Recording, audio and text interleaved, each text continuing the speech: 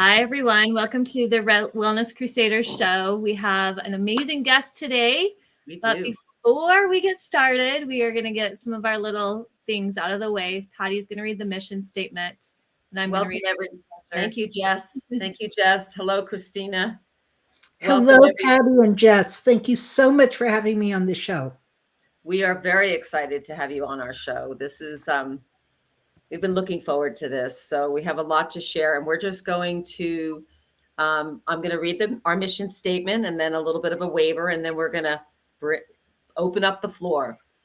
So the Wellness Crusaders mission, our mission is to educate and empower you to make informed choices for your health, the health of our children, our communities, and our earth. We are committed to fostering a world where the balance between human health and environmental stewardship is respected and nurtured. Join us in this holistic and transformative journey as we work together to create a healthier, more harmonious world for all. Please join the crusade. Woohoo! Woohoo! And the disclaimer is listeners understand the role of a health coach is not to prescribe or to provide health care or medical advice or to diagnose, treat, or cure any disease, condition, or other physical or mental ailment of the human body. We are not acting in the capacity of a doctor, a licensed dietitian, nutritionist, psychologist, or other licensed or registered professionals, and that any advice given by the coach is not meant to take the place of these professionals. If the listener is under care of a healthcare professional or currently using prescription medications, the client should discuss any changes with their medical doctor and not discontinue any prescription medications without consulting them first. The listener further understands that the information mentioned in our talks is not to be seen as medical or nursing advice and is not meant to take the place of these licensed healthcare practitioners. Well, good. Thank you, Jessica. So, Christina Veselak, we're so excited to have you here. And my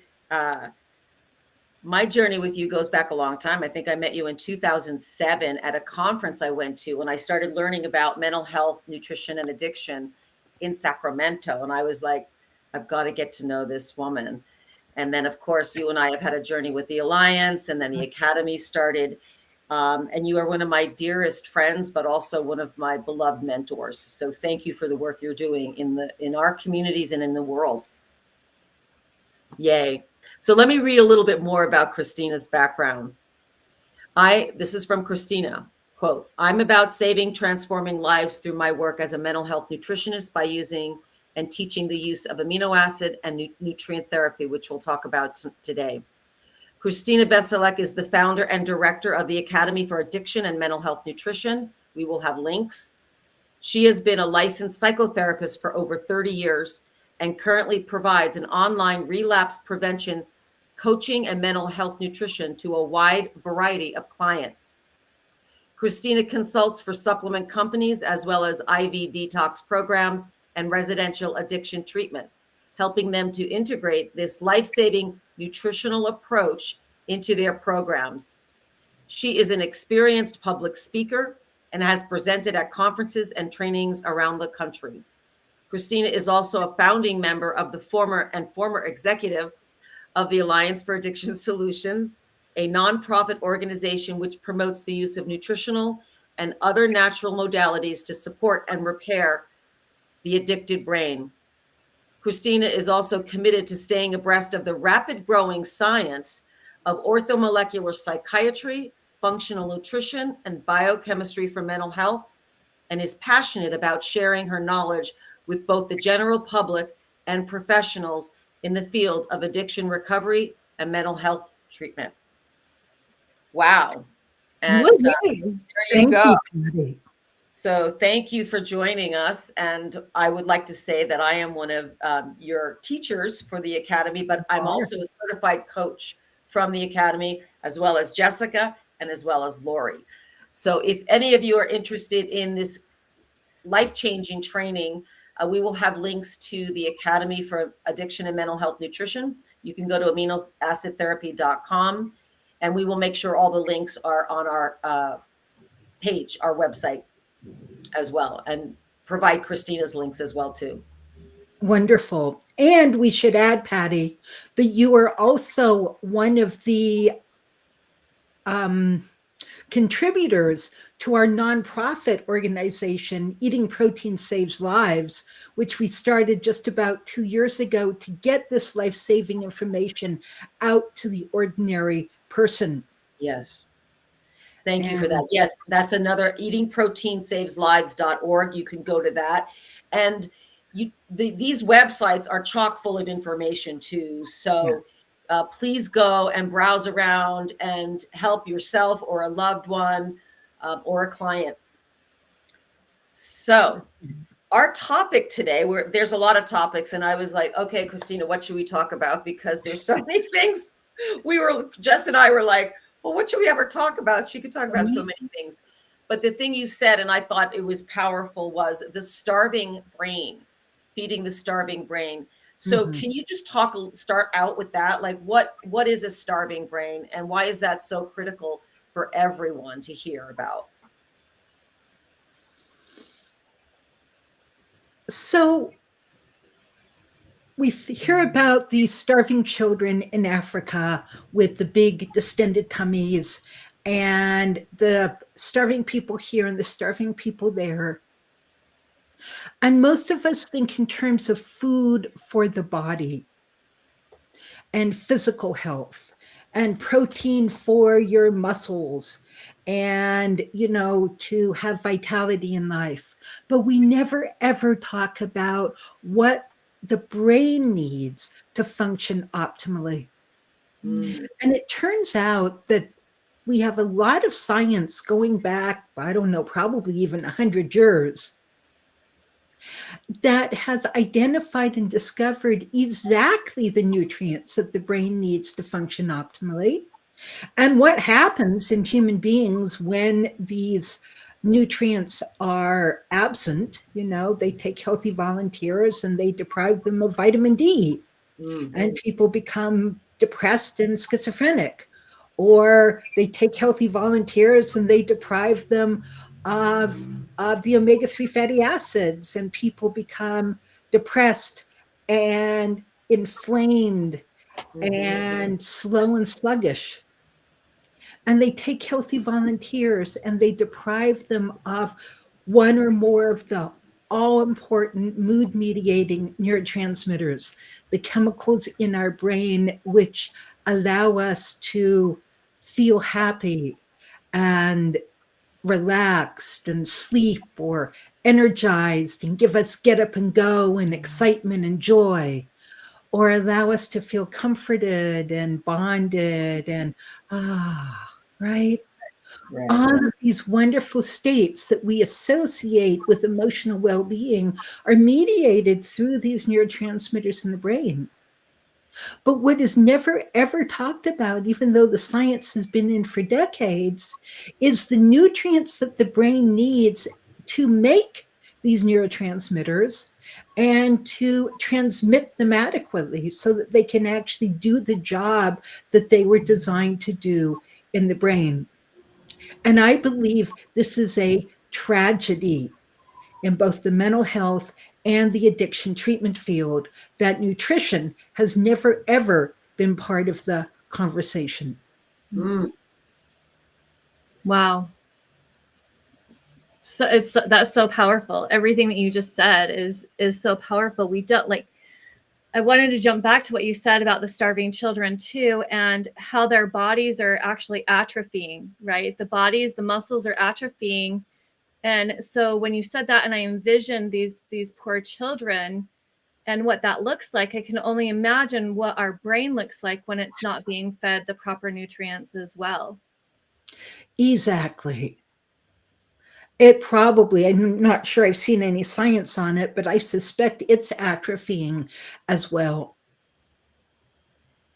And of course, people who are not getting enough nutrients for physical well-being are also not getting enough nutrients for mental and emotional well-being. And then we wonder why people don't have the get up and go and can't learn and study in school or succeed at work. A very important example of this, I think, is people coming out of prison. Because in prisons, people are fed very, very poor quality food that's highly inflammatory and very deficient in our key nutrients and especially protein, which makes our neurotransmitters. And then we wonder why people coming out of prison have such a hard time doing the doing to get themselves reestablished in society and end up going back to prison. Or going back to their drug, right? Because I see that Or in the going treatment. back to their drug, or going back to their old impulsive behavior that gets them into trouble. And we blame them. And we think it's a moral issue, or a lack of willpower, or a lack of caring, or a lack of all sorts of things, rather than what the reality is. It's that they actually do have a starving brain and do not have the neurochemicals necessary for them to get up and do the doing necessary. And we've talked about this a lot over the years, and it's really a systemic issue of education, right? No one's learning about nutrition in the schools. So psychotherapists, and Christina, I'd love you to share a little bit, because you were a psychotherapist before you were a mental health nutritionist. I was. And I'd love for you to share a little bit of that, because I think we have some, therapists listening to this, and there are a lot of therapists that come to your training who are doing all the psychosocial work in their therapy. Great work. We have great trauma work now, and they're going, people aren't getting better. They're going back. And we see that in addiction as well too. So would you share a little bit about your journey as a psychotherapist, and then how you got into the mental health nutrition? Because, a lot of people don't know about that. Exactly. By the way, I just want to state that if I disappear, it is because we are in the middle of a thunderstorm. Oh, okay. I just saw some flashing going. And my lights just flickered. And so we're just going to hold with careful intention that my electricity stays on. Okay. Well, we will certainly have you back regardless. But we hope we can hold on to you for another, 40 minutes. Thank you. As it starts to pour outside. Okay, I think you have an announcement, and then I will share about how I got into this. Okay. Yeah. So we wanted to let you all know that this show is also brought to you by KMMU, which is Main Street Media of Utah, and we are so very grateful for this spot that we have every Thursday. We are also live on Rumble, YouTube, Twitter, and kmmu.org. So thank you. Thank you. Thank you, KMMU, Main Street Media. Thanks, Jess. Thank you. And Christina. We also have call-ins. We'll give the call-in number, which is 385-899-2134. Again, the call-in number is 385-899-2134. We're going to have some call-in. We usually have call-ins at the top of the hour, but Christina's got to leave at the top of the hour. So we're going to have call-ins halfway through. So we'll give you the heads up when you can call in, but be sure to be ready to ask some questions if you want to chat with Christina. So Christina, please share with us a little bit about your journey with as a psychotherapist and a mental health nutritionist. Absolutely. Well, I'm actually going to start with a personal story. Oh. And the personal story is that I was depressed. I'm not depressed any longer, but I was depressed from day one. And by the time I got into college, I was quite seriously depressed and went away for the summer to Switzerland, and the depression got a little better. And that was wonderful. And I thought it was just because I was having fun in Switzerland. Came back to school and started eating the healthiest breakfast I could in the cafeteria, which were some form of eggs every morning. And within 2 or 3 weeks, I was so depressed again that I actually couldn't even function. Wow. And I was in the library trying to study, couldn't study, started crying and started praying and said, Lord God, you need to do something about this because I can't function. And I sort of leaning over a stack of magazines on the desk where I was. And so I just idly opened the top magazine that just happened to be there. And it was an early version of Prevention Magazine. And I Mm, opened it to an article on how food intolerances and allergies can actually cause mental health symptoms. Mm. And the actual page that I had opened it to was discussing how eggs can cause depression in susceptible individuals. no And I kidding. thought, well, that's really interesting because when I was in Switzerland, for whatever reason, we just didn't have any eggs. Eggs were not on the menu. I didn't have eggs for breakfast. I didn't have eggs for lunch. Interesting. For a whole 2.5 months. I Wow. didn't touch an egg unless it was just a little bit in something. And then I come back to school and I'm having eggs every morning for breakfast. Well, the article then went on to say that it can take 4 days for an allergen to get out of your system, and symptoms can start to get better on day 5. It also said that if you've been off the food for a while and then go back on it, like I did, you're going to get an unmasked and actually amplified reaction, Mm. which is why it turned out my depression was so much worse coming back after the summer of not eating eggs. Mhm. So I decided to not eat eggs or anything with eggs. I was very obsessive about this for 5 whole days.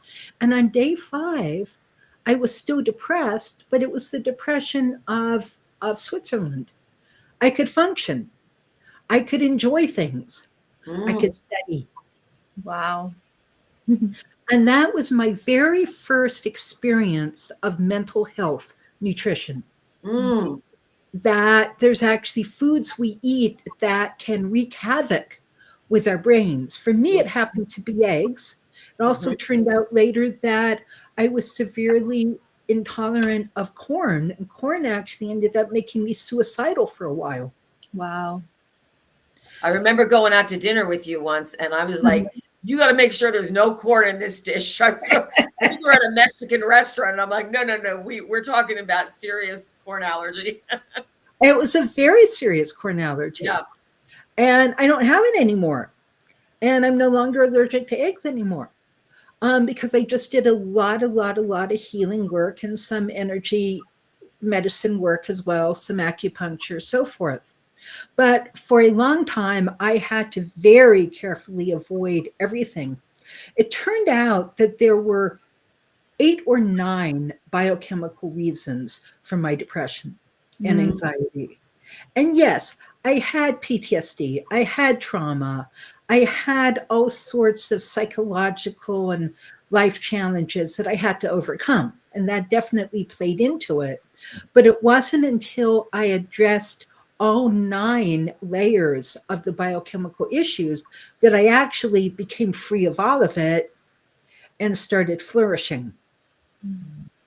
And that's why I became a mental health nutritionist, because I figured that if I had to go down through 9 layers, and for me, it took years to figure out all these 9 layers, how many layers do other people have to Yes. go through before they can have emotional and life freedom as well? And so that's where my passion started. Mm. Wow, that's powerful. I don't know that I knew all those details about Switzerland, so thank you for filling me in on that, and Jessica as well too. Talk a little bit about the protein element here. Well, I mean, Jess, you may have something to ask her too. I think it's interesting about the food allergies because for people that are listening to, we're going to talk a little bit about protein, but they're probably thinking, oh, wait, eggs, that's one of my main protein sources.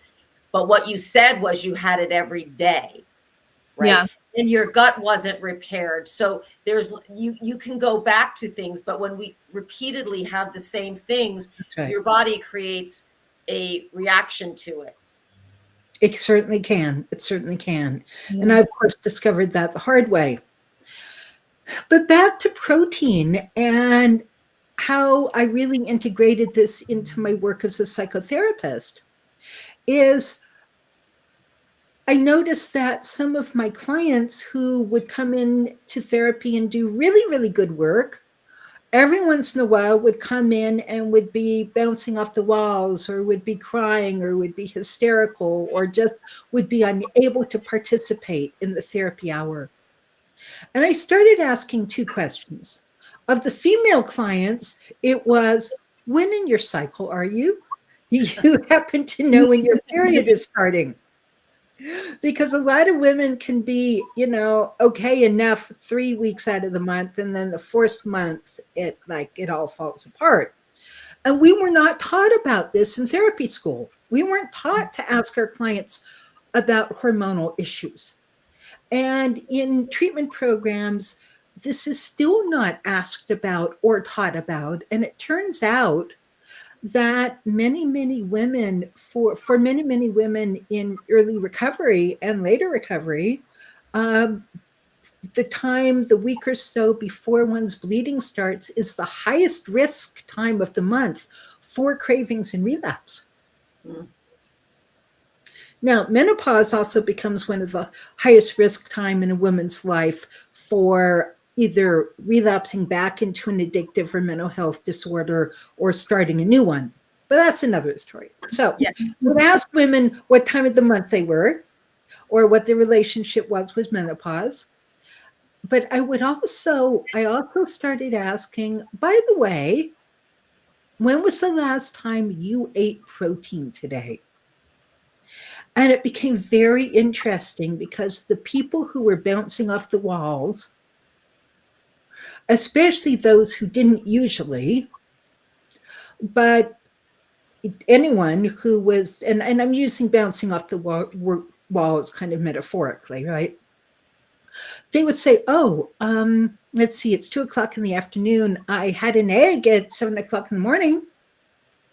Or, what's protein? Does an apple contain protein? Or, yesterday, I think I had some yesterday. Uh-huh.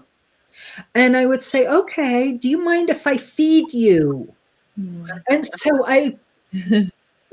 when I would seeing people in person, I would feed them literally. I would have mozzarella cheese sticks for people who could tolerate cheese, or nuts, or protein shake, or protein bars, or even full frozen entrees in my freezer. Wow. Right? And I would start feeding people. And I have this amazing example. I mean, it would happen invariably. I would ask people to rate their symptoms on a scale of 0 to 10, and then I would feed them. And then 20 minutes later, I'd ask them to rate the same symptoms. And invariably, they had grounded, they had calmed down, they were able to think again. And I only had to do this a couple of times before they would come into session glowing and saying, "You'll be so proud of me. I ate before coming in." Woohoo!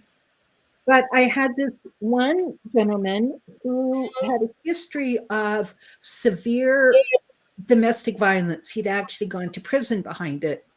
And he was diagnosed bipolar, and they pretty much decided that his violent episodes were when he was manic.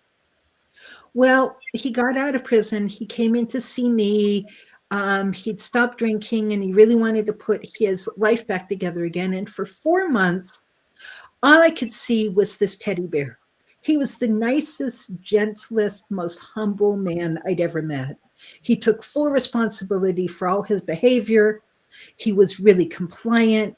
He was really committed, and he was just sweet. And I couldn't reconcile this lovely person sitting in front of me with his history until one day he stomps into my office. Rage is rolling off him. He's like beet red. His fists are clenched, and I'm scared. I pull back. Where's the teddy bear at? I say, have you eaten lunch? And he, for 10 minutes, on the top of his voice, he gave me all the reasons as to how it was everybody else's fault as to why he didn't get lunch. Oh. This is a man who never ever blamed anybody for anything. Wow. And so I said, can I feed you? So And I did. I defrosted, I don't know what I had in my freezer, but a really high protein meal. And he sat there and he ate it. And it was the most bizarre thing I've ever seen. Over the next 10 to 15 minutes, his color came back to normal. His shoulders came down. His fists unclenched. Mhm. And he looked at me and he said, "Oh my," he said, "I used to be that way all the time. And I never used to eat. I just didn't eat." Wow. And then I came here and you told me to eat protein every 4 hours. So I started doing that until today. He said, Wow. "I'm never, ever missing a meal again." And that's why I do what I do and why I teach what I teach. Wow, that's an incredible experience. Yeah. Amazing. And Well, it's also why I feed my clients in session, by the way. right. Well, I know not everybody's on camera, but I just wanted to show you my starving brain, and it might not look that good, but this is a mackerel salad. And I was Ooh, like, yum. I need to eat. So I wanted to show people that. Here's the mackerel. There you go. Good for Mackerel you, is a Patty. small fish. It doesn't taste yucky like sardines. And Christine, I know you love sardines. I And do. so I could just interject when I would travel or we would go do a conference or a training together. Christina had little boxes of sardines in her suitcase. And I think we were in Colorado somewhere and the food was horrible. Of Mhm. course, so much of the food, and we'll chat about that. And she's like, we're going to have to go back to the room and eat my sardines. And I was like, I'm there because we couldn't eat the hotel food. Right. No, So no. this is also about, it can be as easy. You don't have to make the salad. You can just open a can of sardines. Yeah. I mean, mackerel or sardines. Mackerel's yummy. So thank you for that. Could you address a little bit, because you're talking really about the hypoglycemia issue? Yes. Okay. And that's connected to the starving brain. And what else creates the starving brain? Well, so protein is very important, and we do recommend a good, at least minimum 20 grams of protein every 4 waking hours. But protein does 2 very important things for us. The first thing it does is that when we eat it and digest it, providing our digestion is good and we're absorbing it well, it turns into little molecules called amino acids. And we love amino acids. Okay. Amino acids go all through our body and they do all sorts of things. They make our skin, they make our blood, they make our muscle, they make our DNA, they make our enzymes. We couldn't survive without the amino acids from the protein that we eat. Right. Because some of these aminos, because we have to get enough protein, because some of these aminos actually make their way through the blood-brain barrier into the brain. And in the presence of vitamins and minerals, this is why fruits and veggies and other sources of vitamins and minerals are so crucial, turn into neurotransmitters. So we need to be eating enough protein throughout the day to not only make muscle, but also make our neurotransmitters. And protein eaten throughout the day keeps our blood sugar absolutely stable. Right. We can talk about intermittent fasting in a little bit. Okay. Some people can That was one manage of our it, a questions. lot of people cannot manage it. But so generally, especially if people are really struggling, we recommend eating some protein within an hour and a half, getting up in the morning, sometimes sooner, and then every 4 hours. Because it turns out that when we go too long, most people are in a 4-hour cycle. For most people, and for premenstrual women, it tends to be 3 hours. If we go longer than that window, blood sugar starts dropping very dramatically.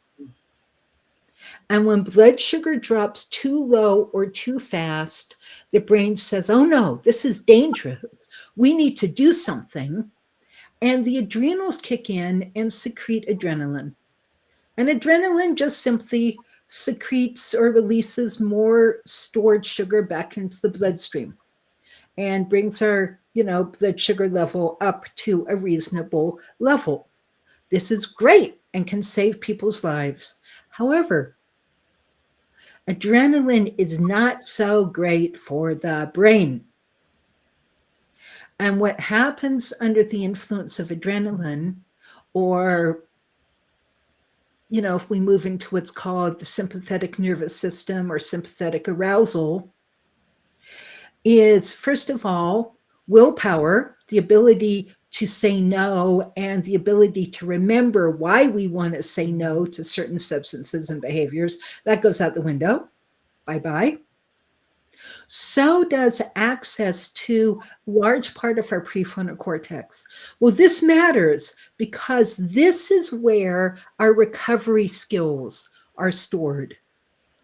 This is where we remember why we want to stay clean and sober, where we remember how to breathe, how to relax, how to pause. And this doesn't matter just for people in recovery from substance use disorders or other addictive disorders.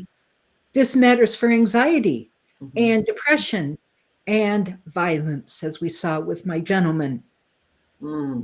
Okay. He wasn't bipolar. He was severely hypoglycemic. And what happened when his blood sugar dropped is he would get such a huge outpouring of adrenaline that it completely changed his personality and brought out rage in him. For other people, this outpouring of adrenaline will lead to panic attacks. I had one client who came in for her first session, sat down, looked at me, and said, "You're number 8." I said, "Oh, 8." It turns out that she had had twice daily panic attacks for 10 whole years. 10 years. She'd been to 3 psychotherapists who helped her cope with the panic attacks but didn't get rid of them. 4 psychiatrists who put her on medication, made her feel crazy and weird, didn't get rid of the panic attacks, but she didn't give up. I commended her for not giving up. So I was number 8. And I asked a question apparently nobody else had ever asked. I asked, well, when during the day are your panic attacks? Well, it was upon arising and around 4 o'clock in the afternoon. His blood sugar was dropping. It was blood sugar.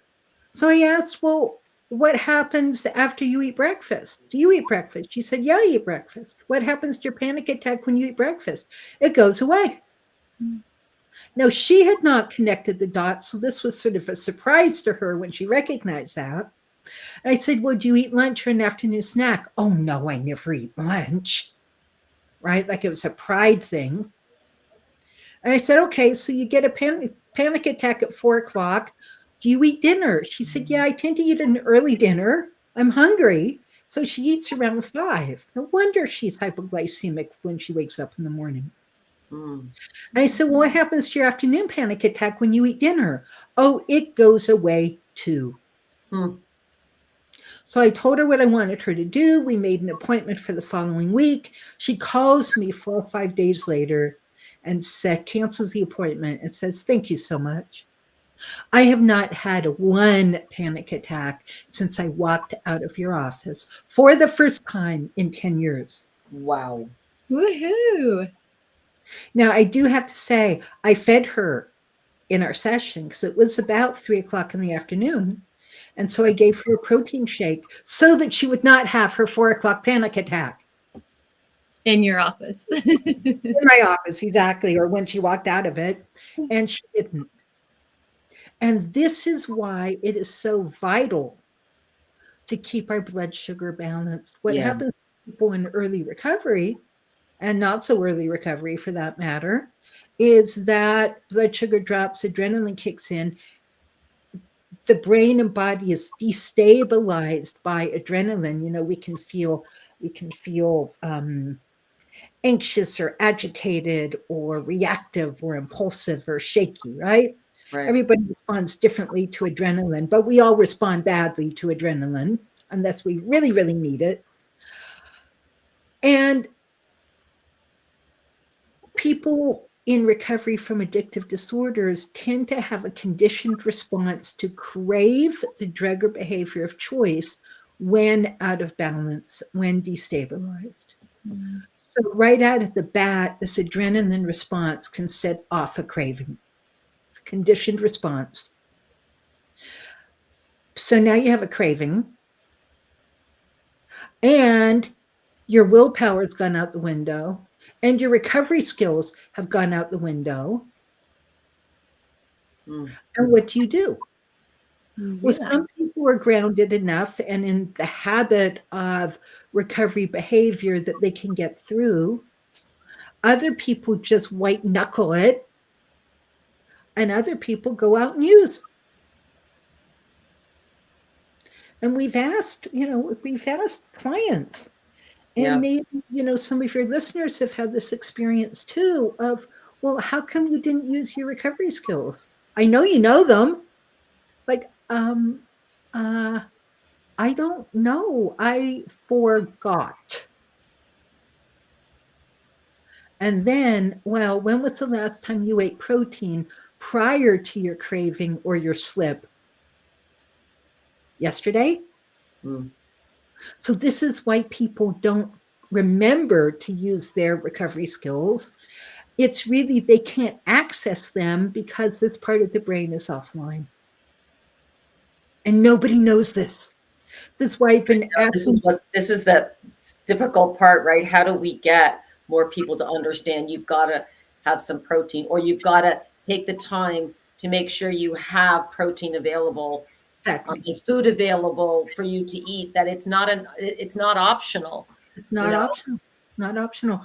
Or, and this is where aminos come in, while you're waiting to find the right food, so you just don't go out and get a milkshake from McDonald's, right, which just sets off this, right, is the amino acid L-glutamine.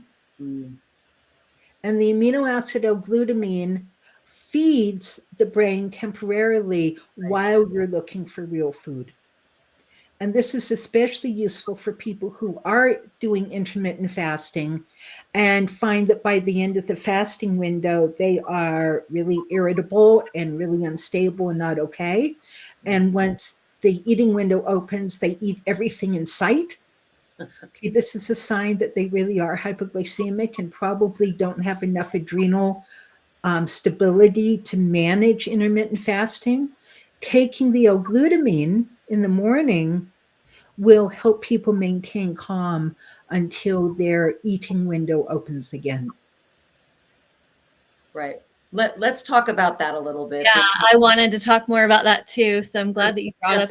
Jessica wanted to ask about it. Yeah, because it's such a trend right now, Christina. It's such a trend, but there's certain people that should not be using it, right? And can we talk about those certain people that should not be doing intermittent fasting yet? So generally, people in very early recovery should not be doing intermittent fasting because their blood sugar already is very unstable. Their brain is already depleted of nutrients, and they just can't afford the loss of that meal. Right on.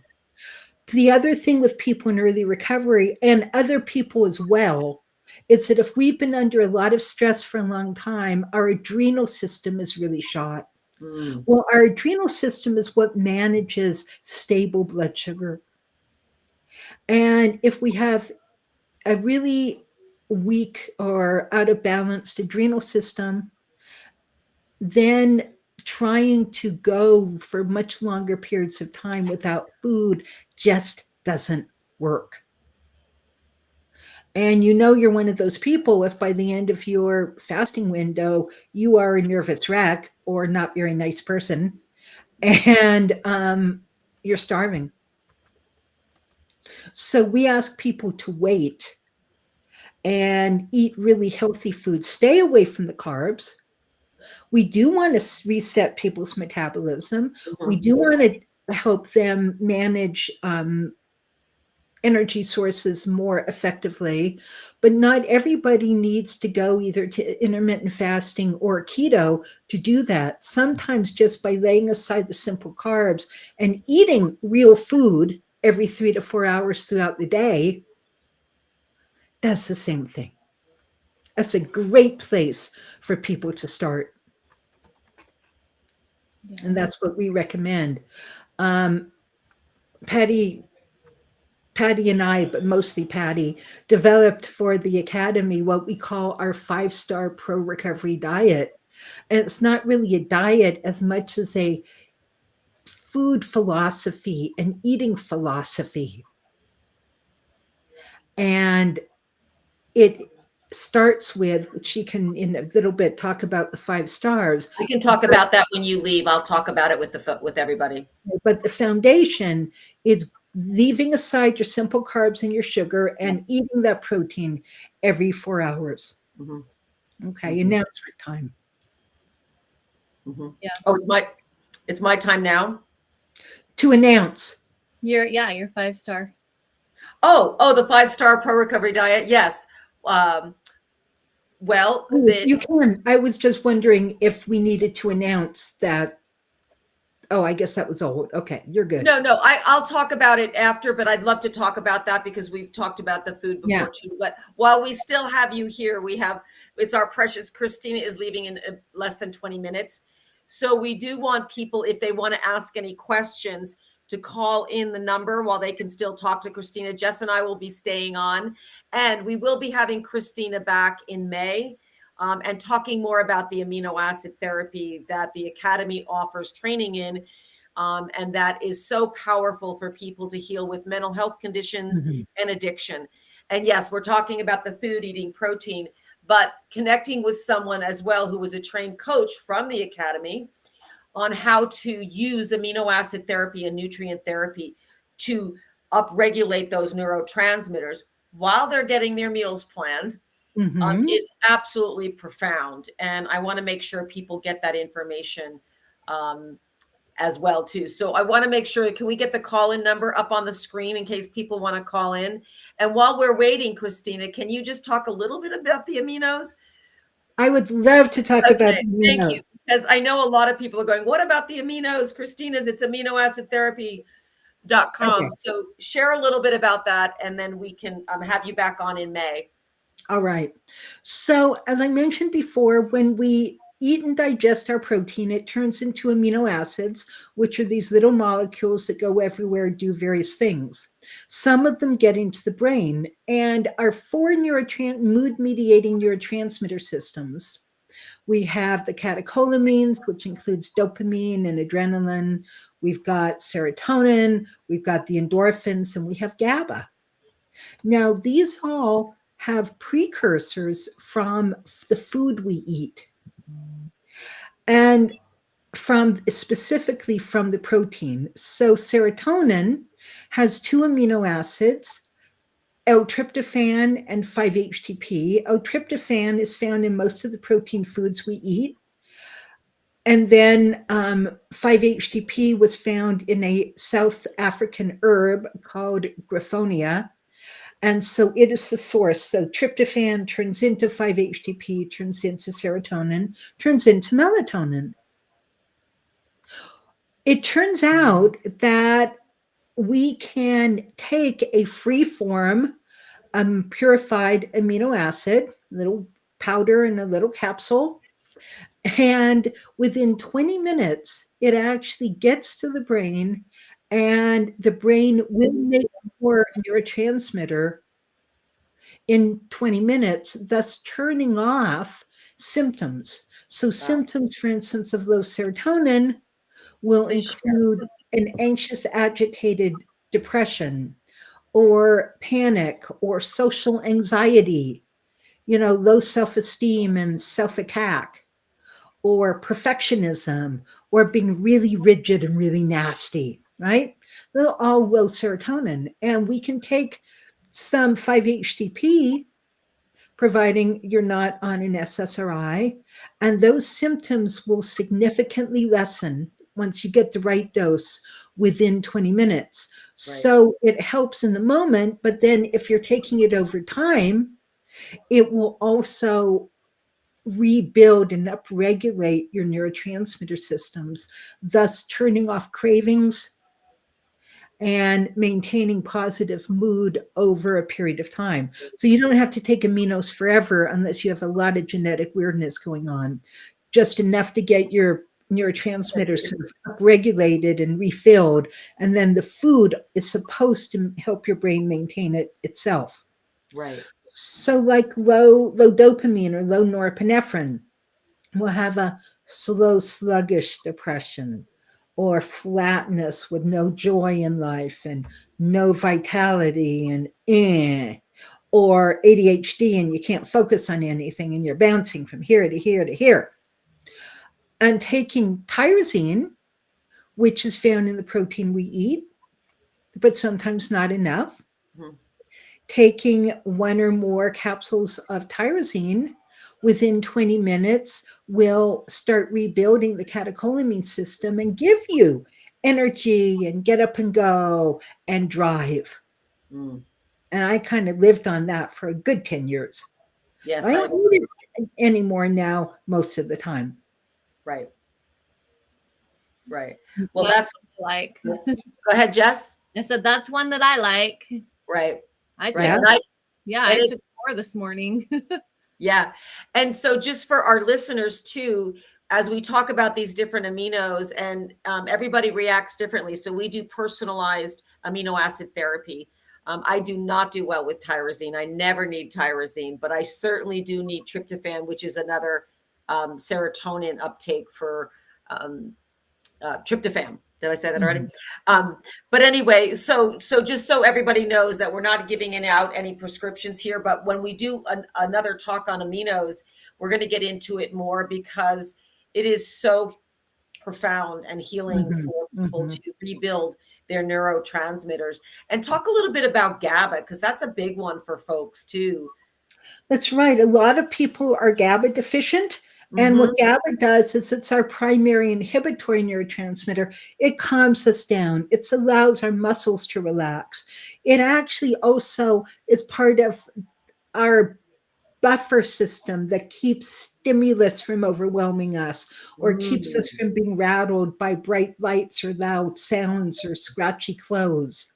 So people, with a highly sensitive personality issue, find that everything bothers them, and that taking GABA can actually bring relief and bring a little bit of a buffer, which is so comforting and soothing. So if we are feeling very tense, we can't relax into sleep, or very anxious, taking GABA can be really helpful. You want to start low. Too much GABA can kind of paradoxically backfire on you. Or my favorite is sort of a GABA substitute is the amino acid theanine. I love theanine. Theanine just takes the edge off and allows me to breathe and think if I'm in a stressful situation, like working with my accountant or bookkeeper. And theanine is also really good for people with ADHD who find themselves spinning. If way too much is hitting their brain all at the same time, it's like, well, should I do this, or should I do this, or should I do this? And we start spinning. And as we spin, our anxiety goes up, and then we just freeze and can't think and just run away or procrastinate, or I'm done. I'll do it tomorrow, maybe. I don't know if any of you have had that experience, but I lived there for a really long time. And theanine just stops that spin. It allows your to-do list to go in a nice straight line. It stops the freeze. And I will take one or two before I'm going into like a stressful meeting or conversation, and it will just allow my brain to stay engaged in functioning. Fantastic. So I have a really powerful story to share about theanine. I had a client the other day who came to me and had lost their memory, like had amnesia, couldn't remember how they got to me, couldn't remember where they lived, couldn't remember anything. And I was like, I went through, like I did, took oxygen levels. I took their blood pressure. Like I did certain things, right, to make sure that they were okay. And did we need to call 911? I'm like, do we need to call 911? Is this a stroke? What's going on? And my intuition said, grab the theanine, give them theanine. So I did some muscle testing and I needed to give them theanine. And within like 30 minutes, the memory was coming back. And then I also made a really high power protein shake with all the things for the brain in it. And within an hour, like everything was back to normal.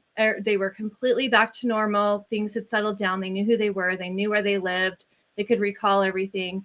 And had I not had that training, Christina, had I not had this knowledge and known that theanine is neuroprotective as well, there's like, that client would have gone to the hospital, right? Mm-hmm. And then it would have been misdiagnosed, because what was really happening was the brain hadn't been fed and they were in a stressful, traumatic situation where that had taken over. There was some disassociation that was starting to happen. But had I not had that knowledge, things could have ended up so much differently, right? What a wonderful story.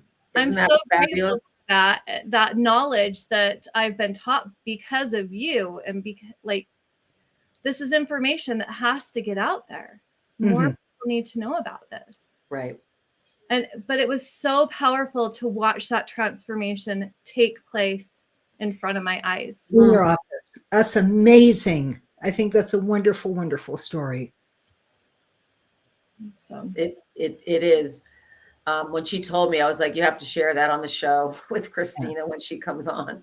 So the magic of feeding the brain, feeding the starving brain. I wanted you, before we lose you, I wanted you to just talk a little bit about the endorphins and our natural opiates, because obviously we have an opiate epidemic.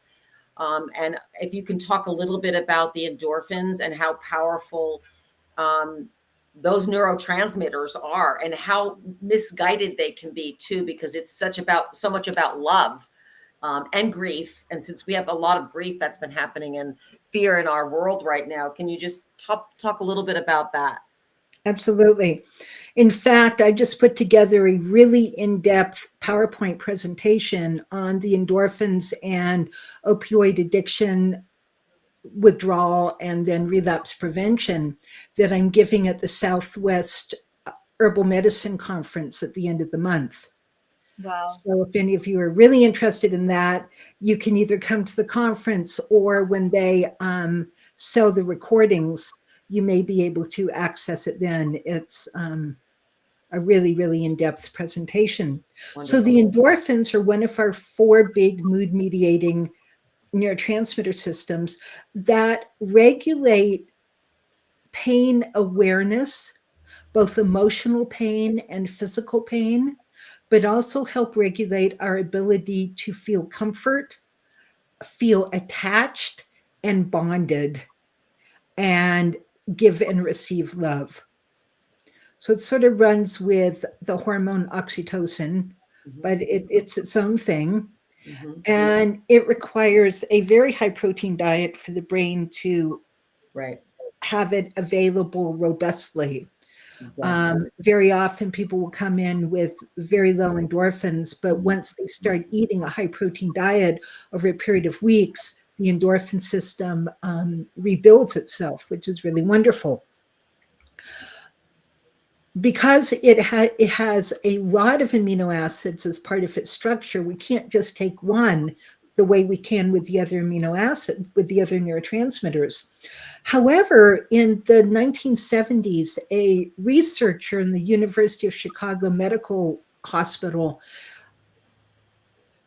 synthesized an amino acid called D-phenylalanine. I'm not going to go into all the details, but DPA, you can buy it online. You cannot buy it over the counter. And he developed it to reduce the amount of morphine that was needed post-operation. And indeed, in large enough doses, it can really nicely take the edge off emotional pain and physical pain. And if you're stuck in grief or stuck in loneliness, and like wanting to, eat your cookie dough ice cream or your bag of Oreos, right?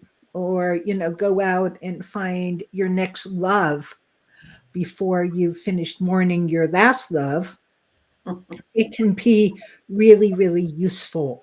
And again, like all the aminos, it works within about 20 minutes and can just bring comfort.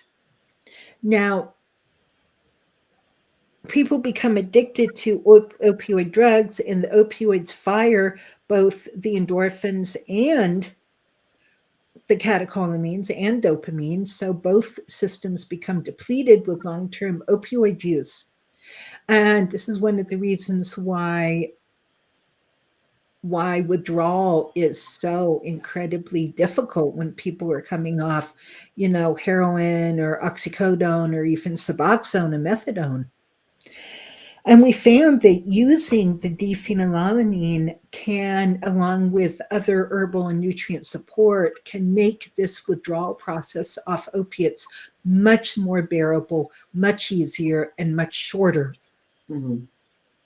And I include how to do that both in the lecture I'm giving at the herbal conference, but also in my training through the academy. Right. It's also taking large amounts of dephenylalanine afterwards, along with some tyrosine for your dopamine and norepinephrine support post acute withdrawal, like a couple of weeks later. A couple of weeks after acute withdrawal, a lot of people with opioid addiction issues crave their drug because they're so exhausted they can't get out of bed. They need it for get up and go, not so much to zone out, but to actually function. Right. And this is where adding the tyrosine to the dephenylalanine can support both neurotransmitter systems and keep people in long-term recovery. Right on.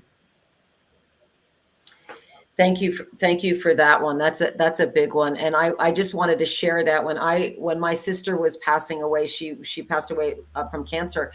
I used the total aminos and DPA and my food to get me through that while we were all supporting her transition. And it was a lifesaver because the grief was overwhelming. Of course.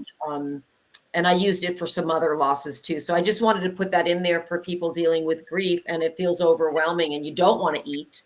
No. But it allows you to be with the grief. You're not numbing it, but you're able to sit more with it. And I'm so grateful for the amino acid therapy during all my grief and loss in the last 5 years. So thank you for your education and information about it, Christina. And you're welcome.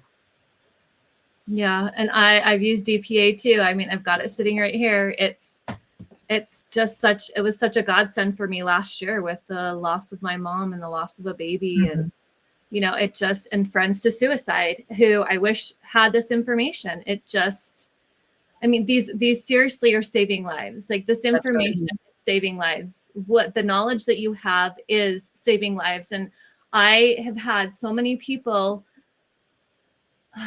I had two clients that were suicidal in the same week, and I check on them the next day. Oh my gosh, I can't even believe how great I feel, Jessica. Thank you so much, And it's that quick. It is that quick that it's happening and that it's shifting the thought process and shifting those moods that it's working faster than pharmaceuticals work. And there is a time and there is a place for pharmaceuticals. Yes. Those take a while, right? They take 4 to 6 weeks before you start to see the results. And sometimes that can be too late. And the thing is, Jessica, so many of these pharmaceuticals are so powerful that they're actually dependency forming themselves and very difficult to get off. You actually have to get off them very, very slowly to avoid withdrawal symptoms. But amino acids are anti-addictive. They're anti-dependency forming. And you can buy them at your local vitamin store or from Amazon. They're anti-addictive because they are rebuilding the neurotransmitter systems, right? Rather than depleting them. Right. The way addictive substances do. and they go right in, as our topic tonight is the starving brain. They can go right in, and like you said, Jess, people are like, wow, my panic attack has gone away. I'm going to look at my list and know what I can get to do today. It's that quick. You still have to eat. You still need the calories coming in, but what we call them the front runners. Exactly, the front runners. Yeah. Yes. So, well, how long do we have you for, Christina? Because Well, go ahead. I do actually need to go. It is the top of the hour. Yes. Yes. Okay. Well, we Maybe are it's so 12 minutes grateful. more. We're so grateful for you showing up and coming today. And again, we would love to have you back in May. Okay, we'll work If it that out. works for you, we'll find out a good time, and then we can go more deeper into the amino acids and really help people look at how they can change their anxiety, depression, Yeah, addiction, and come back to life again. This is all about coming back to life, feeding your brain so that you can have a function. life. You So can you have a can life, have, and it's you not can just have a life. to have a life. Yeah, It's not about surviving. It's about thriving, as you say, Christina. exactly. And so before I go, I just want to let everybody know that the Academy for Addiction and Mental Health Nutrition actually trains coaches.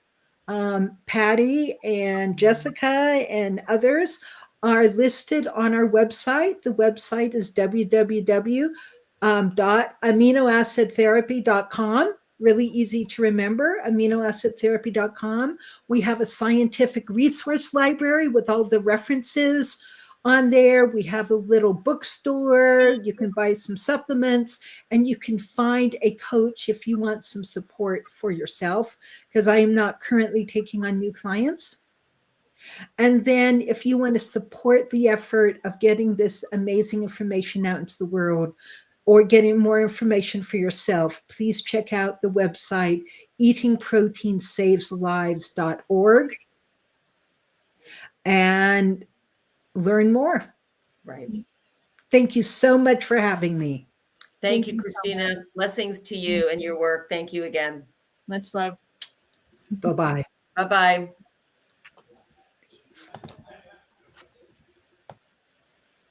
Okay. Wow. Well, for our listeners, wow. We just want to share our live call-in number is 385-899-2134. Again, 385-899-2134. Somebody's going to be taking the calls. It's not us, but we'll just keep chatting because we love to chat now that our brain is fed. Oh, wow. Wow. That Yeah. was so much good information.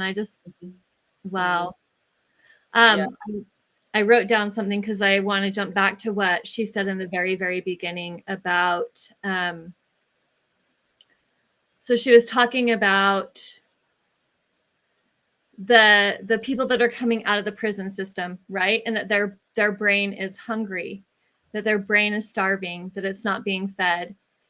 And that's the same thing that's happening within our military system too, which makes me wonder why we have so much PTSD Right. for our vets.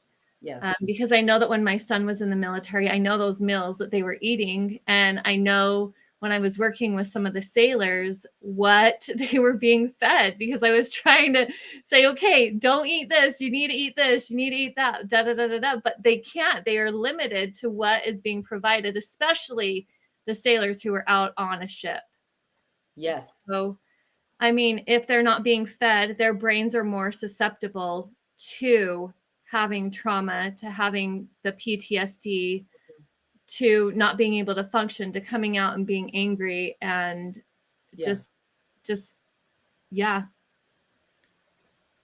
Well, this is, as we know, this is we've talked about on this show about the food quality out there and how so many people aren't eating real food and don't know that, right? This isn't about a judgment. This is about, oh my goodness, we're not getting in the food that we need, or we're getting in an allergy, as Christina talked about earlier, from some of the foods that people are eating, like corn, GMO corn, or the glyphosate in some of the grains and flours. So this is about bringing more hope back in. But I wanted to, what you just said about the sailors and the people in the military. You know, I also work at a local treatment center here, and I'm talking to these guys about food, right? And I have a men's center, and then I work at a women's one too. And this one guy's going, well, you know, I just have to have my soda and I have to have my morning donut. And I'm like, okay, how many treatment centers have you been in, Fred? You know, name, not the real name, but anyway, he's like 27. Oh, something's not working. So I share that because we have to change things, folks. And yes, if we want to change our world, we've got to get our brains fed. This isn't this is science, actually. And why we don't know it? Well, because it's not in the system, right? It's not in the school system, but it's changing. There are lots of places that are opening up, like the Academy, like this Wellness Crusaders show, and many more out there are talking about nutrition and the brain, and all the nutritional therapy trainings that are out there. So it's not that it's not being talked about, just the majority of people don't know. So if you have a loved one who is dealing with mental health, anxiety, depression, addiction, please be sure that they get the food that's coming in. Please be sure they get protein, or find a coach to work with, or get on these websites and look up and get the information for yourself to make changes in your immediate world. And then we can share that in our communities, because that's what we're about. And one of the things Christina didn't talk about was serotonin, that I want to talk about. And I bet you do as well too, Jess, because we've lost people to suicide. So when serotonin is so depleted, you can have suicidal thoughts. And you may just be in that place where you're like, I'm done. You know, when the brain isn't fed, you're like, this is too much. So how do we get people to make changes in the world if they don't even want to be here because their brain's unfed? So the more we can continue to educate about this brain nutrition, the better we're all going to be. And so please just keep eating, caring for each other. Yeah. Well, and I think it's really important what you said about the serotonin being linked to suicide, because I wrote a list, and I've lost 15 friends to suicide in my lifetime. And that is too many. Like, that is too many. I wish that I had this knowledge way back then, because one life lost to suicide is too many, right? One life lost is too many. One life lost to addiction is too many. And I mean, I've lost my spouse, and you've lost people with addiction, and you've lost people to suicide too. So that's two of us. That's two of us right here. How many people know somebody that have lost their life to addiction or suicide? Right. The numbers are increasing, and now it's affecting children. Like young children are taking their lives, and that is because of serotonin being low. Right. And it doesn't have to be that way. It does not. And to our beautiful listeners, you know, this is about getting into your kitchen too. Okay. This isn't about just buying food online or running to the quick, you know, market or restaurant. Yes, once in a while, that's cool, but get into your kitchen, bring food back into your brain, back into your home, back into your body and your kids' bodies, and share with each other. You know, we've lost that art. You know, we started getting into the whole fast food thing, you know, in the Industrial Revolution. It was like, well, okay. And then in the 50s, it's like, well, let's have TV dinners and sit in front of the TV. Right. And so it is what it is. Yes. So teaching your kids how to cook while they're young. And I remember planting a garden. I remember going out and tilling the ground with the hand plow, or my dad would use the tiller, but then we had this hand plow where we would go out and we'd plow it, and then we'd plant the seeds and we would water it, and we watered it with the irrigation water. Right. And I remember going out and picking it too, and how delicious it is to prepare that food that night and eat it. Or, you know, just go out and start picking peas on the pod. Like, those are so yummy.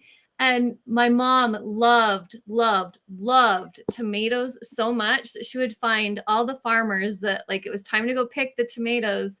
And we would go pick baskets and baskets full of tomatoes. And my mom would just sit there in the field just eating the tomatoes while she's picking them.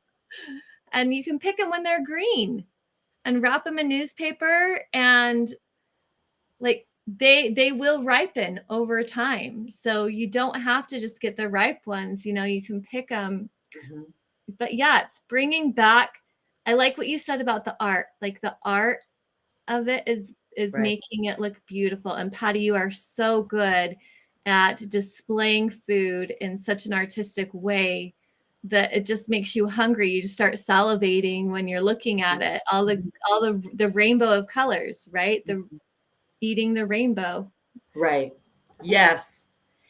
And also, thinking about when you're making your meals, what is your protein on your meal? Like we teach about that, right? It's like, okay, well, what protein do I have? And yesterday it was quinoa and tofu. It wasn't an animal protein for people out there, but I sure did put more extra tofu in there. Or you could just do quinoa with hemp seeds. You could put hemp seeds in and make a salad out of it. So we need to, just think about when you're making your meal or your shake. If you need to do a shake, just think, okay, I have my protein, and then when am I getting my fat in? We need a little bit of fat, and then we need our vegetables. So those are the 3 macros, folks, and that is the 5-star pro recovery diet. And I guess I can talk about that because the 5-star pro recovery diet is also, sometimes I say pro life diet, but it's a pro vibrant life diet, right? Because it's not just for recovery; it's essential for recovery, and it's recovery from substance, it's recovery from sleep, it's recovery from loss, it's recovery from illness. We all need to rebuild that. It's our life diet. We need the 3 macros. We need protein, fat, and complex carbs. Those are the first 3 stars. We all need that. And we need about, again, 60 to 80 grams of protein a day, kind of throughout 3 times a day. And then we need a little bit of fat and lots of the omega-3s. And then we need our vegetables. So just think about, okay, like this salad that I made, there is every vegetable in my refrigerator in there, basically. Like carrots. Yeah, I was like, you know what? I'm not going to put lettuce on top. I'm going to chop it up. I'm going to throw it in. So there's carrots. There's radicchio, which is ridiculous. No, I'm just kidding. Usually people at the store are like, what is radicchio? I said, it's just a ridiculous, beautiful, delicious type of bitter lettuce. Celery, the clean mayo, organic mayo, carrots, some nutritional yeast just to bump it up, some kelp. So you can basically put everything in it, and then you just can have it on some crackers if you want, or just by itself, so it doesn't have to be that complicated. Or again, you can just have some fish and have a salad with it, but, and then the other 2 stars I'll talk about, and then we'll talk about the resilience fair coming up, is personalization. So as Christina was talking about, corn for her is allergic. I'm not allergic to corn, right? So finding out what you are allergic to, or using, we teach and train about the blood type. That's helpful. Christina's a blood type O, so don't be upset, blood type O's. But corn can create an issue for you. You can muscle test for yourself. Everybody's different. Everybody's individual. But find out what proteins work for you and what vegetables, actually, feed you and don't disrupt your gut. And then the 5th star is eating clean. And we talked a lot about that on our show, right? Because one of the things that happens is when our brains are so loaded up with toxins, right? That's affecting our ability to handle building our serotonin, because we're loaded up with these toxins. So the more we can start eating cleaner, buying organic, going to the farmer's market, know where your stores are that you can get the food that you need. And we're worth it. We all should have the right to eat organically. There's more of that available now. And, put your money into your food, because you're putting it into your brain, you're putting it into your health. And you'll feel really good, and you'll feel happy generally, Yeah. Yep. I know. I feel really happy when I eat your food. Well, do you feel happy when you eat your food? Yeah, but it's always nicer when somebody cooks for you, right? There's like That's this true. extra, like, I don't know, it just tastes so much more yummy, even if it's the Yeah. same recipe. Right. I know that's true. So, and that's part of eating together, right? Which we did yesterday together. That was really fun to have food together. Yeah. So nice. So let's talk a little bit about if we have no callers. The Heber Resilience Fair is just for folks who are here in Utah. Is next Saturday, 9 to 1 at the high school in Heber. You will find me there with a table. I will hopefully be chatting there about food again and the Wellness Crusaders. And it's a wonderful fair. Of course, KMMU will be there as well too. The Main Street Media will have a table there. We'll be talking more about some of the other shows that are also on this media station. So please come and join us. And do you know more about it, Jess? Or I know Lori might. Lori, can you just talk a little bit more about the Yeah, where's fair? Lori? I don't know if she can come in or not and just chat with us. There you go. Hey, Lori. Hey there. You guys are wonderful. It's so good to listen to Christina. Yeah. So the Heber Resilience Fair is actually being put on by Mike Peterson and Russ Olson and Russ's wife, Sandra. And basically, it's a health fair full of regenerative farmers, wellness crusaders, and other people into health and gardening and 4-H. There's all sorts of people. And it's from 9 to 1 p.m. next Saturday. It's totally free. Last year they had 2,000 people. This year they are expecting 3,000 people. There will be talks. Patty, I believe that you're going to be talking. Jill Watson is going to be talking about her initiatives and also about Main Street Media Utah. It's going to be a fabulous fair. Bring your children. This is the time to get involved with your children. This is the time that you can start educating them. So it's for the family. I love that. And can you talk a little bit about Russ again for people that weren't on that show? He was on our show with Sure. Kathleen. Yes. A little. Okay. So Russ Olson and his wife Sandra have are the owners of Starry Gardens, and basically it's a regenerative farming co-op. And everything that they grow there, they do not use any herbicides, they do not use any pesticides. None of their seeds are GMO, which really means genetically modified organisms, where some farmers are using seeds that resist the Roundup. So when you spray Roundup on it, it basically resists killing the seed, but it'll kill the weeds around it. Totally toxic, double whammy. And so his co-op is when you are a member there once a week, you get to go in and you get to pick your organic vegetables. But if you participate in helping him weed the garden once a week, you can walk away with a free bag of your delicious produce that you get to take.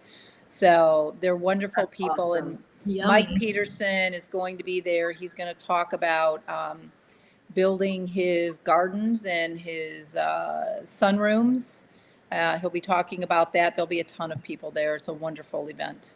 Nice. Sunrooms. I wonder what you mean, like a greenhouse? Like a greenhouse. Yeah, it's greenhouse sunroom, and they're spectacular. He's got one on his property. So you'll have people there from Fieldcraft, and Fieldcraft actually is a place that teaches self-defense. I actually took an all women's training course there to learn self-defense for myself. They'll have somebody there talking about their place. They're located in Orem, but it's basically all of the, it's all locals. And so we all know that everybody that locally owns their own business, we all need that support. So we hope that people will show up. You can find them on the Facebook group, Heber Reliance. You can become part of their Facebook. where you can get involved and you can learn. All their education is free. So they'll teach you how to plant. They'll show you what you need to do when you're buying your greenhouse stuff. It's just a wonderful group. So can you be clear again? It's Heber Reliance. Yes, and you can find them. But it's the Heber Resilience Fair. Yes. Okay. Yes. Okay, Yes. because I get it. Which is why they would have training there for people to have self-defense. It's resilience. It's being able to come back from things.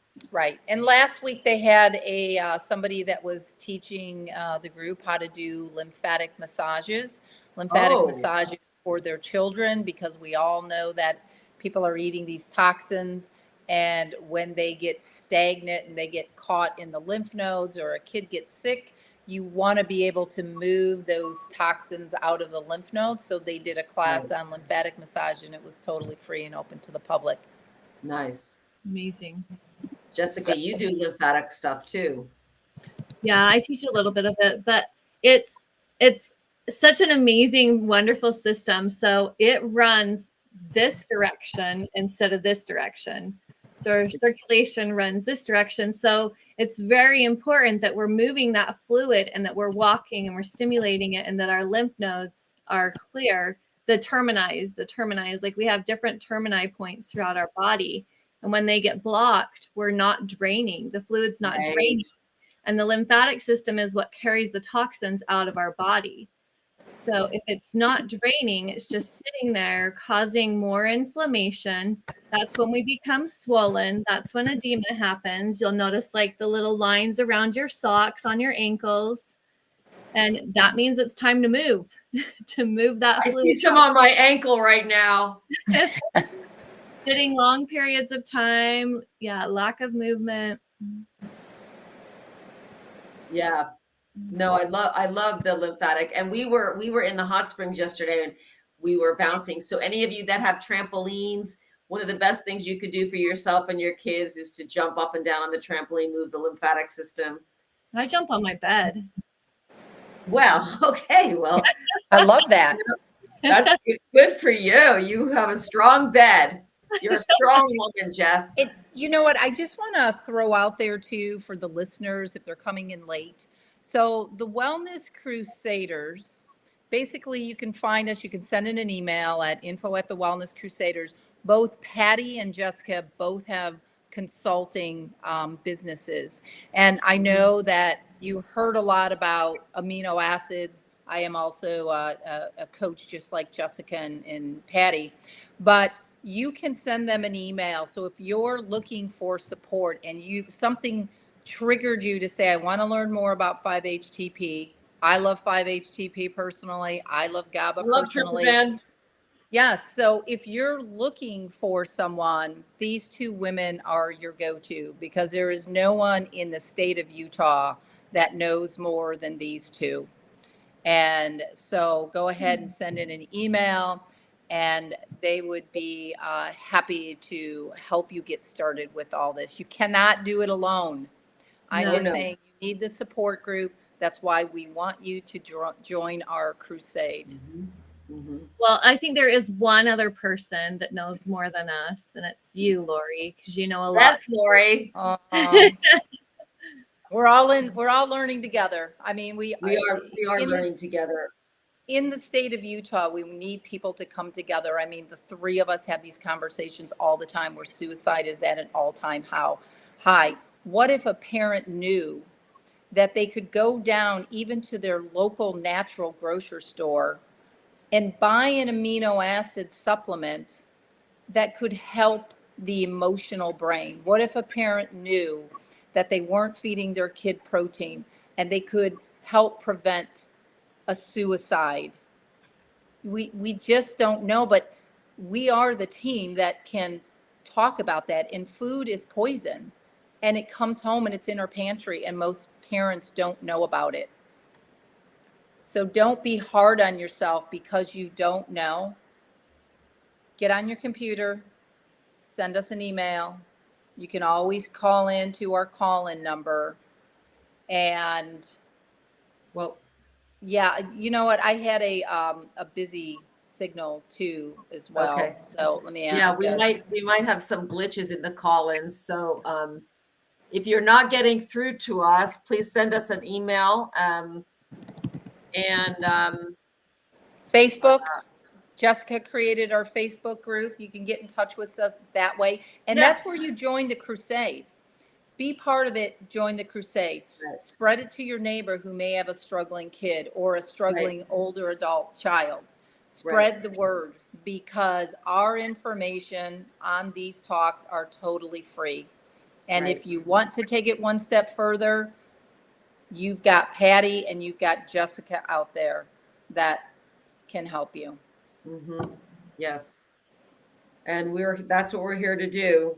It certainly saved my life. So I'd like to chat about it quite a bit. You know, my anxiety was debilitating. And if anyone is ever feeling that debilitating anxiety, yes, you need therapy. You need to probably get a therapist and do some trauma work. But I didn't, as Christina talked about with her depression, my anxiety did not go away till I started feeding my brain. Wow. I didn't know I could wake up happy every day. I'll tell you that. And even with all the stuff going on in the world and all the pesticides and things that used to just take me down, I'm like, okay, well, now I know I can feed my brain and I can make choices and I know where to go. I couldn't do any of that. So I really understand where people get stuck of like, I can't participate out there because I can't care for myself. Mm-hmm. So it's baby steps, but the first step is feeding your brain and getting support, and getting a handle on anxiety, which I know can be very debilitating. Right, right. And that's where amino acid supplements come in. And if you know the power of amino acid supplements, you can help yourself. And if you can help yourself and you have a struggling child or a struggling significant other, you'll understand the power of the amino acids. Right. Yes. Quickly. Yes. Yeah. Within 20 minutes.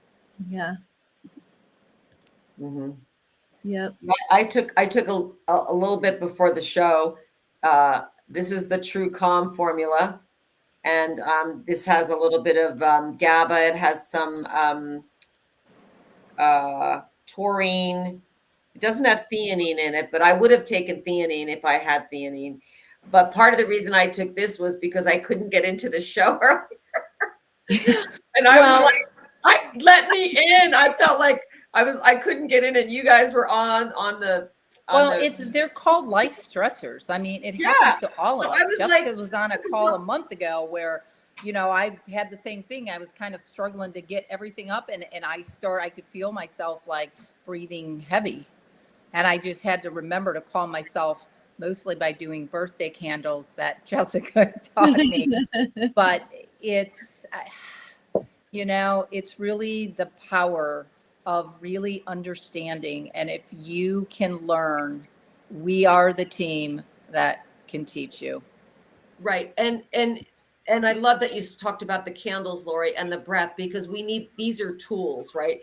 The aminos and food are a main tool because it's the foundation for our brain, but we can do breath work. But the thing about the breath work too is if our brain is starving, like we brought in Christina to talk about, it's going to be hard to get to the breath work because our brain's offline. So we need to have our brain fed, and you can take some aminos and then do the breath work if you're having a trauma or a panic attack response. Right. And something else that people should know, they hear talking about protein.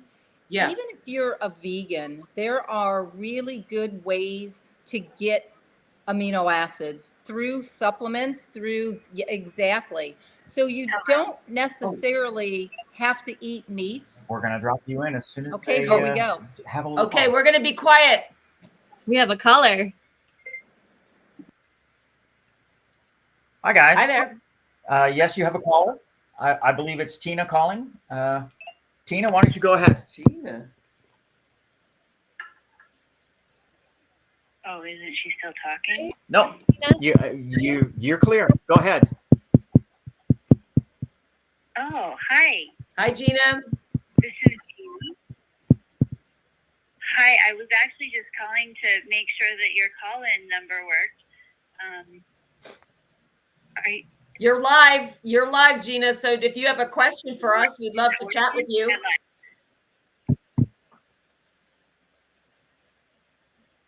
Okay, live with Wellness Crusaders. Yes. Yes. Can you hear me? Yes.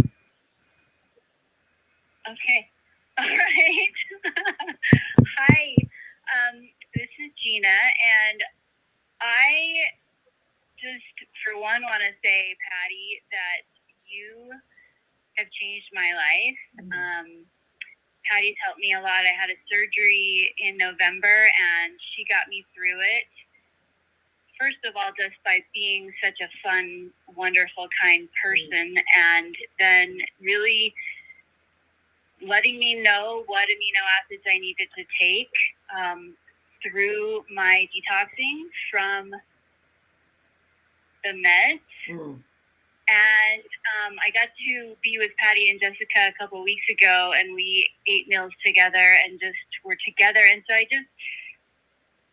the aminos are a major part of it, but I really want to emphasize the point of being together when we eat and being together in spaces. And so I know that there's a lot of people that eat meals alone, and when we eat meals together, there's something that happens. It's like it heals the wound in us from maybe birth or childhood, family wounds, or just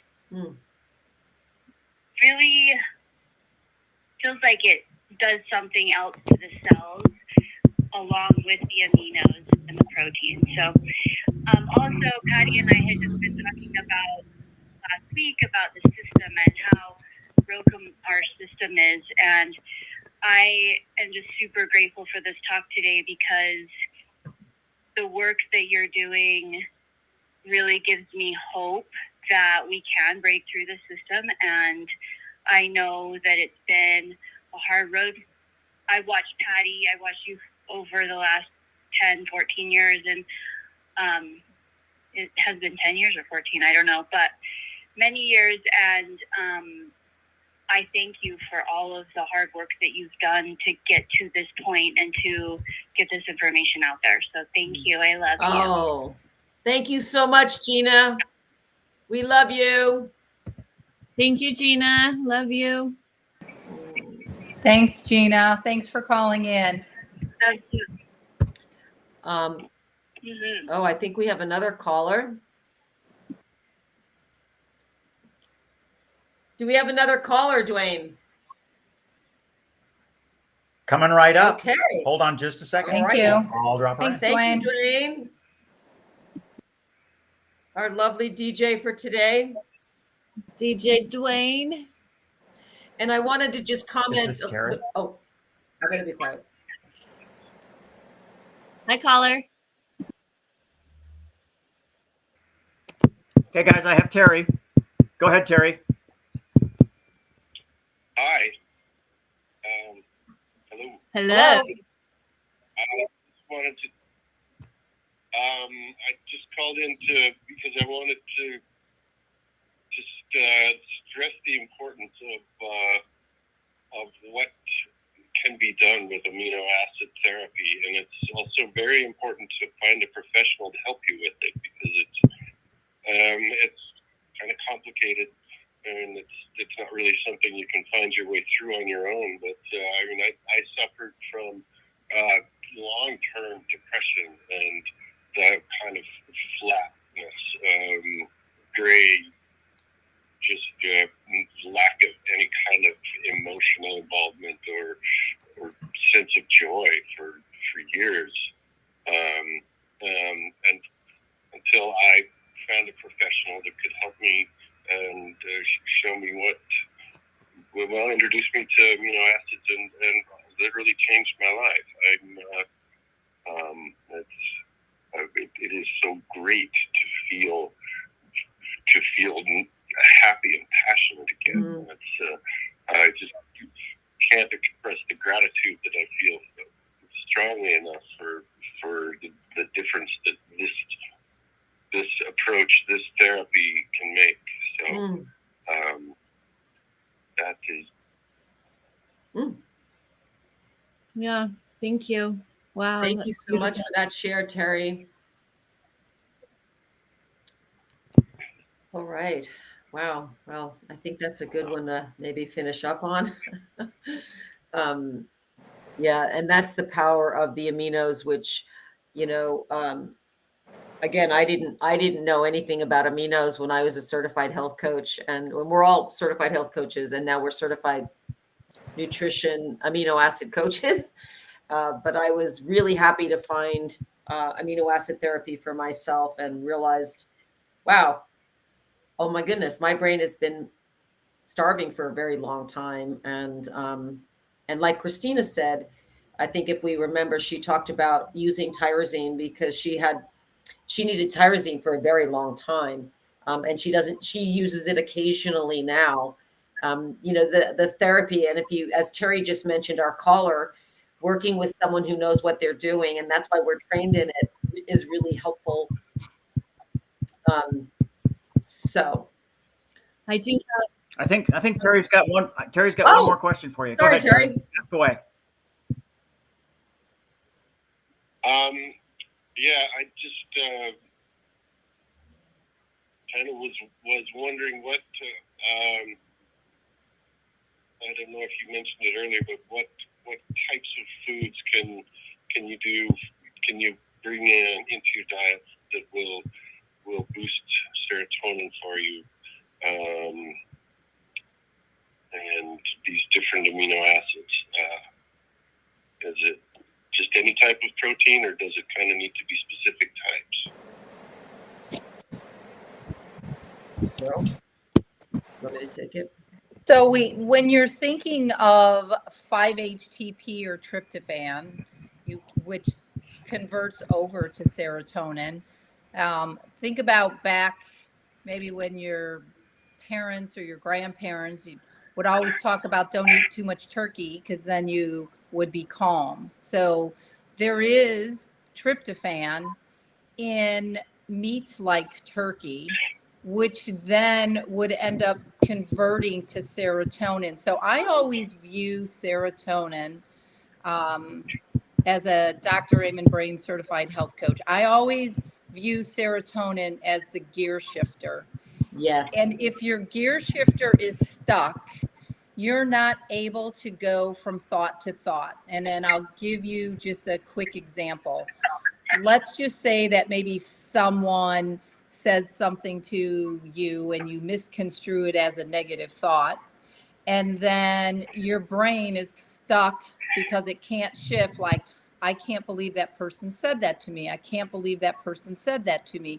That's a prime example of how being low in serotonin, you would be able to tell because you can't gear shift off of that thought to say, well, maybe I misunderstood what that person said to me.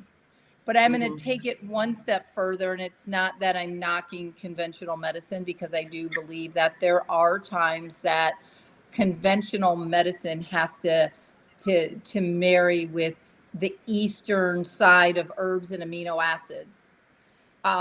If someone took that thought into their doctor, and let's just say it's a general practitioner, that person would probably walk out with some type of a serotonin reuptake inhibitor, an SSRI, or an antidepressant, because the doctor could say, oh my gosh, you've got anxiety and depression, because they're not addressing root cause.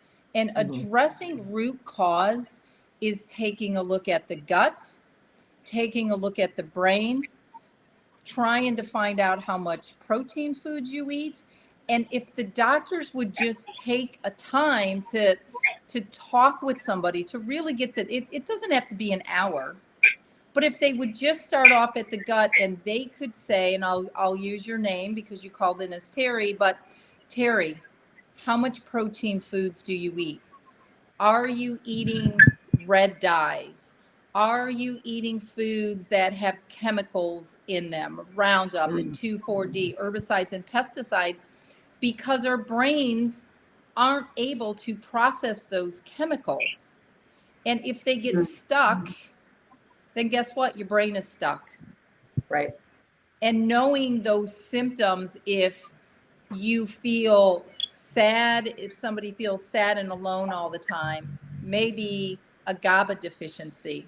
If somebody has digestive issues, it could be a GABA deficiency.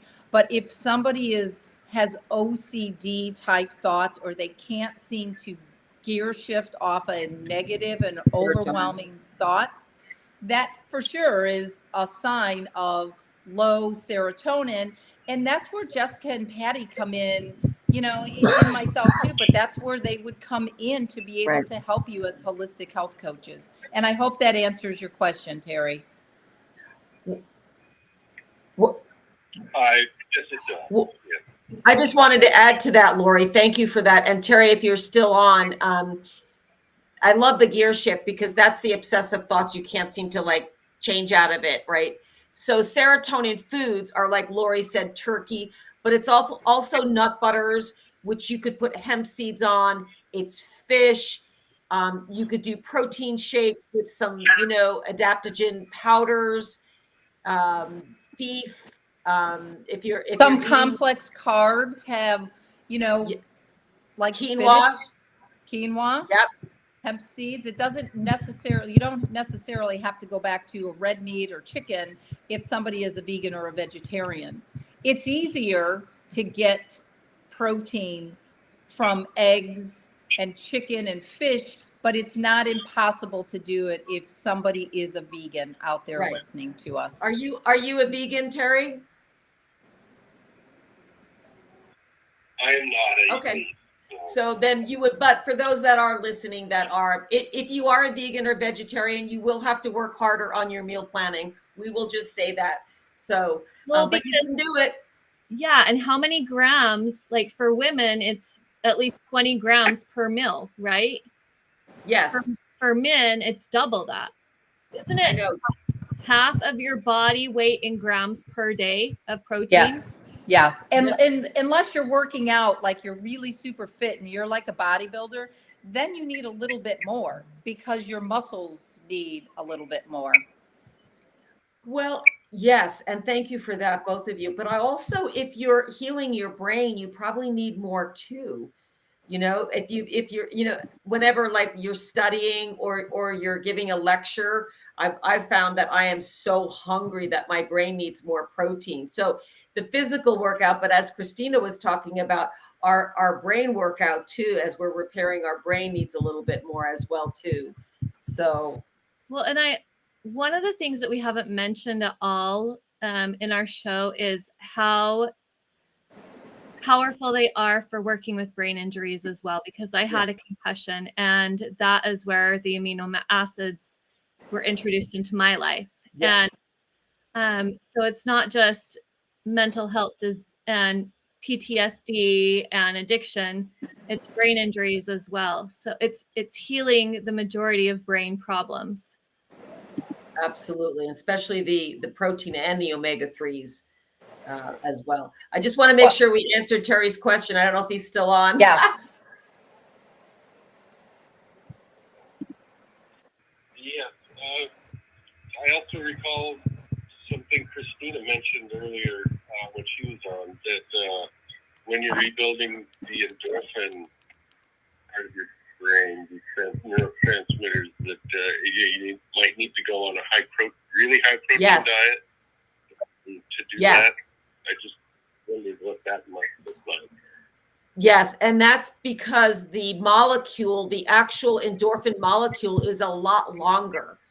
And I learned that from Christina. So we need more protein. And that's oftentimes where we recommend the total aminos, as well as in more intake in your diet. And for anybody that is a vegan or vegetarian, I put them on total aminos anyway, just because it allows them to get in those aminos that they may not get in through the meat. So that's kind of a mainstay. So you could get a total amino, Terry, and then also just increase your protein to build the endorphins if you feel like you're low in that. And Terry, you can send us an email and we would be happy to chat with you further about it. The email is info@thewellnesscrusaders.com. Yes, for sure, Terry. All right. So thank you for calling in. Thank you very much. Good luck to you, Terry. Thank you, Terry. Thank you. All right, ladies, that was wonderful. I have you know one what? thing to share. And then I have a question. If we could kind of end on this, I would like for like one of you two or both of you. I think suicide in the state of Utah needs to be addressed. It's at an all-time high. And I think that, you know, parents or anybody else struggling, between what both of you are doing in that realm, The mental health, yes. I think that parents, especially with these struggling teens in today's world where they don't know where they fit in, I think it would be very helpful if there are any moms or anyone that is listening, if you could pass the information on to them, because we also work with children. It's not about just recovery and addiction. We work with children and we work with teens, and teens need protein foods. Absolutely. It's Well, so hard. Sorry, I didn't mean to cut you up, and then I'll just kind of my last thing. If you have a teenager that is saying they are thinking about being a vegetarian or a vegan, you have to get a hold of one of us. It is the wrong thing to do. You will starve their brain. Their developing brain. Yes. So that's the last thing that I have to say. Sorry, No, Jess. I think thank you, Lori. And I know Jessica wants to finish up, but we were going to I think maybe we could put together an SOS for suicide list of protein foods, and we'll put that on our website. And please get in touch with us, because we can't really do that with aminos. We'd have to assess someone to see what medication they may be on and what other things are going on for them. But we can certainly give you a list of foods to get into your teen or yourself. I mean, it's not just teens. I mean, adults are wanting to leave too. And so we want to prevent that. So we will put together an SOS suicide protein list on our website that you can get to. And then and if you want to be notified when that becomes available, send us an email at info@thewellnesscrusaders.com so we can make sure that we include that and send it to you. Great. So I just wanted to share a testimony that I received the other day from one of my clients that I was checking in on. This client, I'm gonna cry. Yeah. This client was an alcoholic who was having seizures and had also sustained a brain injury at the time that she decided to stop drinking. And so I was checking in on her. This was just about a week ago. And I was like, I'm just checking in on you. She said, hey, hun, I'm doing amazing at not drinking. The weekends are the hardest, but I'm really determined. My brain and body are starting to feel almost normal. I noticed that if I don't take my omegas, I can't think though. So that one is huge. She said, thank you. I am so happy that you've held my hand through this. You're so important in this process and you mean the world to me. My cousin that is the same age and has 2 kids as my daughter just had a seizure this last weekend and is now no longer with us. My family's dealing with the shock because she was completely healthy. It's bizarre and of course sad. I've had seizures sometimes due to my alcohol and my trauma, and I really believe that my lifestyle and the supplements and the knowledge you have taught me have made the difference. So I just wanted to end with that, because that's how powerful what we are doing is. Like, that is how powerful. It saved her life. Your brain. Thank you, Jessica, for that. That was beautiful. Beautiful. Okay. Whew. So reach out to us. Mhm. There's hope. There is light. There is life again. There is life again. Yep. There is joy again. There's Thank bliss. you both.